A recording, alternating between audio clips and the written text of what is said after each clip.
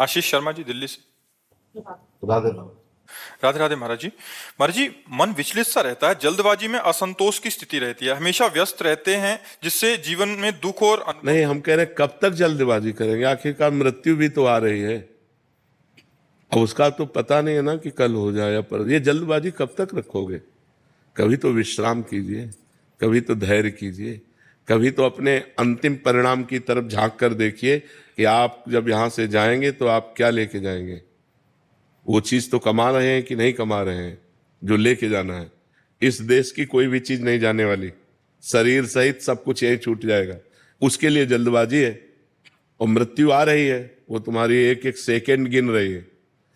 जिस समय आखिरी सेकंड होगा, वो चाहे जवान हो, चाहे बूढ़े हो, चाहे बालक हो, चाहे गर्भ में हो, चाहे गर्भ के बाहर हो, वो मार देगी। अब जब यहां से हम जाएंगे तो हमारे पास क्या है? यदि नाम जप किया है तो हमारे पास है, या पाप कर्म किया है, पुण्य कर्म किया है, वो हमारे पास है। तो ज्यादा क्या हमने किया है, ये मरने के पहले गणित लगा लो। अगर पाप किए हैं तो उस गठरी में आग लगाओ, नाम जप करके, तीर्थयाटन करके, दूसरों को सुख पहुंचा करके। जल्दबाजी ज्यादा ठीक नहीं है। कब तक करते रहोगे? पूरा जीवन हो गया। कभी विश्राम भी तो सोचिए, कब विश्राम मिलेगा? ये हो जाए, फिर ये हो जाए, फिर ये हो जाए, फिर ये हो, ये क्रम बना ही रहेगा। आज तक किसी का ऐसा नहीं हुआ कि अब मैं ये करना है, ये करना है, ये करना है, यही भ्रम बना रहता है। लेकिन मुझे भगवत प्राप्ति करनी है, मुझे भगवान से मिलना है, मुझे अब इस जन्म में ऐसा भजन करना है कि अगला जन्म ना हो। इसके विषय में कौन सोचता है? अगर यही सब करते रहे, शरीर छूट गया, तो फिर पता नहीं कौन सी योनि प्राप्त हो। सुअर, कुत्ता, गधा, ऊंट, कितनी योनियां हैं। फिर हम जल्दबाजी में कुछ नहीं कर पाएंगे।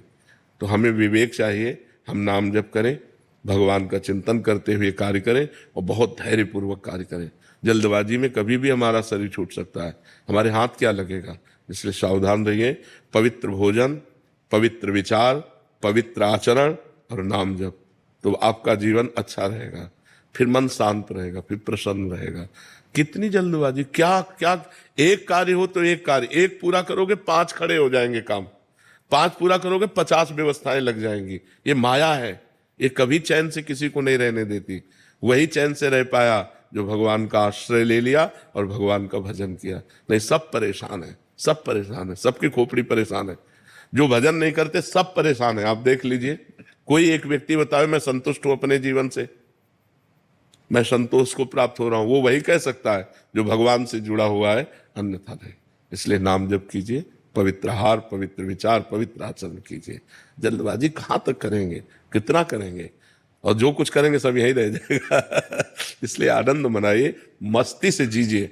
मनुष्य जीवन मस्ती और आनंद के लिए, पर हम लोग मस्ती और आनंद शराब, व्यभिचार, गंदे आचरणों में ले जाते हैं। नहीं, जितेंद्रियता, पवित्रता, भगवान का चिंतन, इसमें आनंद और मस्ती होती है।